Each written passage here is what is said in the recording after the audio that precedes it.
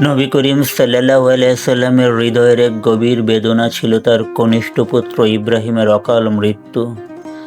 হযরত মারিয়া কিবতিয়া রাদিয়াল্লাহু আনহার গর্ভে জন্ম নেওয়া এই শিশুটি ছিলেন নবীজি সাল্লাল্লাহু আলাইহি সাল্লামের চরম আনন্দের উৎস। মদিনায় যখন তিনি সবেমাত্র 18 মাস অতিক্রম করেছেন তখনই অসুস্থ হয়ে পড়েন। নবী সাল্লাল্লাহু আলাইহি সাল্লাম যখন খবর পেলেন যে তার প্রিয় পুত্র আর বেশি সময় বাঁচবে না, তিনি দ্রুত পুত্রের কাছে ছুটে গেলেন। নবী সাল্লাল্লাহু আলাইহি সাল্লাম সেখানে পৌঁছে দেখেন শিশু ইব্রাহিম শেষ নিঃশ্বাস ত্যাগ করছেন। তিনি তার সন্তানের নিথর দেহ কোলে তুলে নিলেন।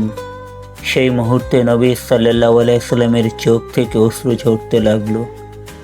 পাশেই ছিলেন মহান সাহাবী হযরত আব্দুর রহমান ইবনে আউফ রাদিয়াল্লাহু আনহু।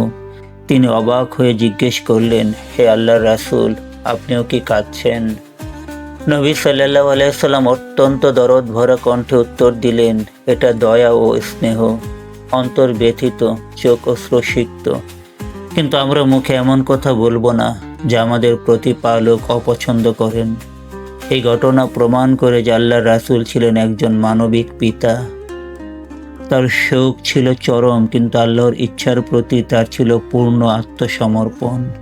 ইব্রাহিমের মৃত্যু আল্লাহর নির্দেশের কাছে নবীজি সাল্লাল্লাহু আলাইহি সাল্লামের গভীরতম ধৈর্যের আদর্শ স্থাপন করে।